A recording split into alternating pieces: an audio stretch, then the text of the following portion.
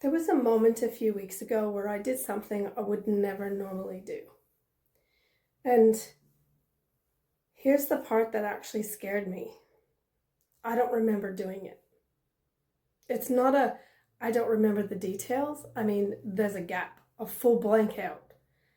People who experienced it told me about it afterwards and what happened, what I did, but I wasn't there. I don't remember it at all.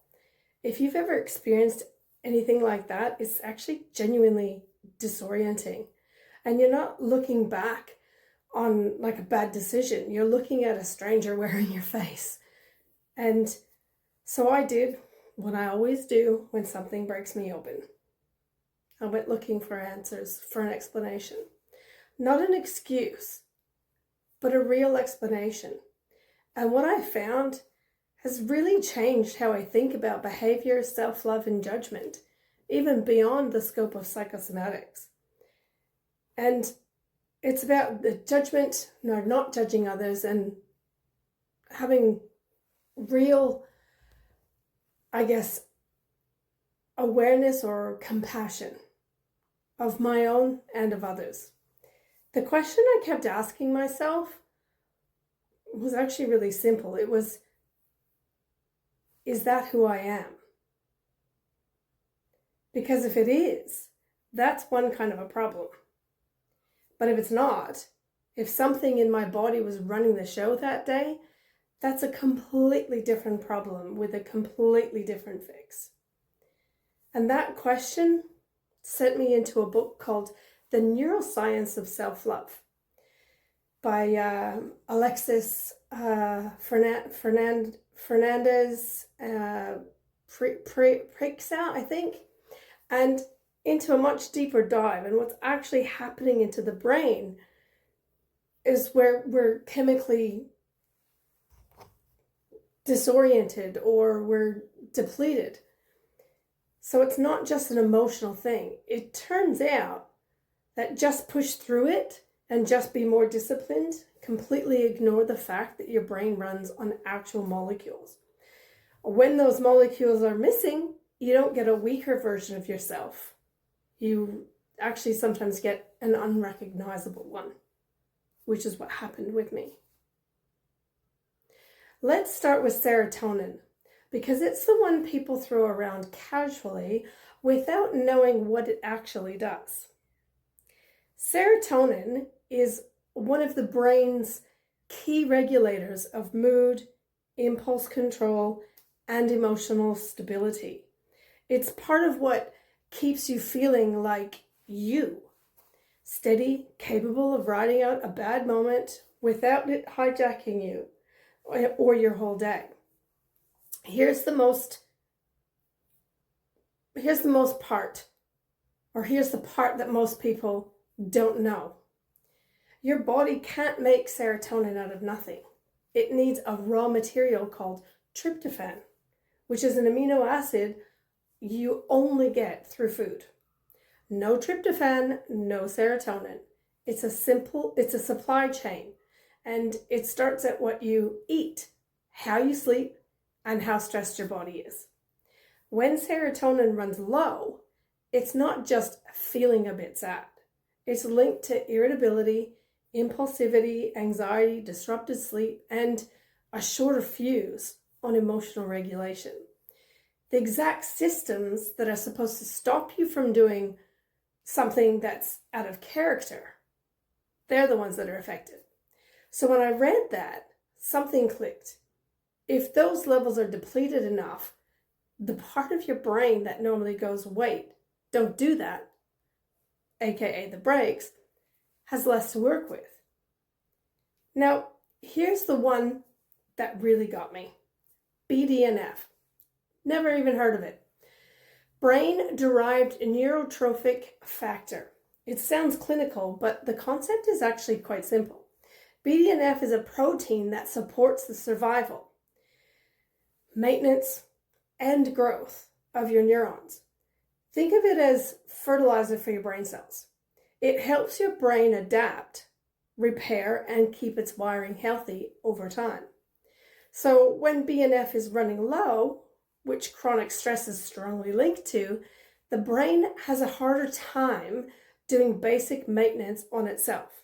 And some research actually connects sustained low BDNF with mood disorders, poor stress resilience, and reduced capacity for the brain to bounce back after being overloaded. Put plainly, this isn't just about feeling good in the moment. It's about whether your brain has the raw materials to keep functioning like itself under pressure. Now, layer cortisol on top of that. Cortisol is your main stress hormone. Useful in short bursts, genuinely helpful when you need to react fast. The problem is when it doesn't turn off. Constant pain, constant stress, no real recovery window. That keeps cortisol elevated for far longer than it's built for. And chronically high cortisol doesn't stay in its lane. It's been linked to disruptions in serotonin function and interfere with BDNF production, which I just spoke about. That means that the stress hormone and the mood chemicals aren't separate stories. They're actually the same story. So, when I finally talked to my doctor about what had happened, this is the picture we pieced together. Real physical pain, real chronic stress, elevated cortisol for a long stretch of time, and a nervous system that had been running on empty in ways I hadn't fully really clocked in about.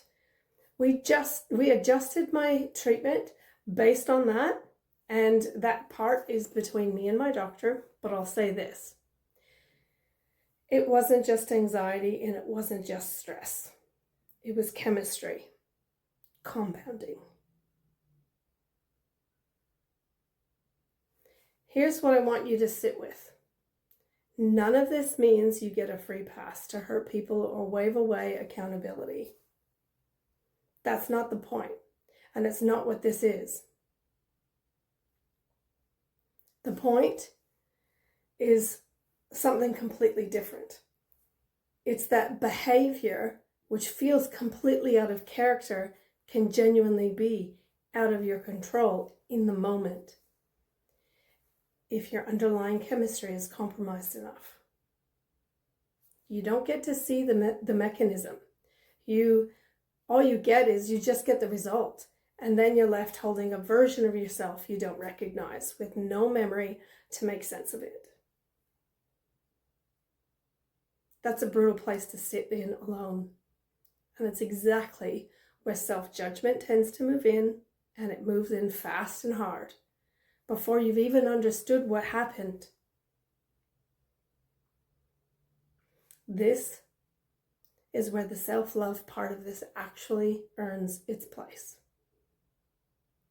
Not as a soft, vague idea, but as a practical response to what I just walked you through.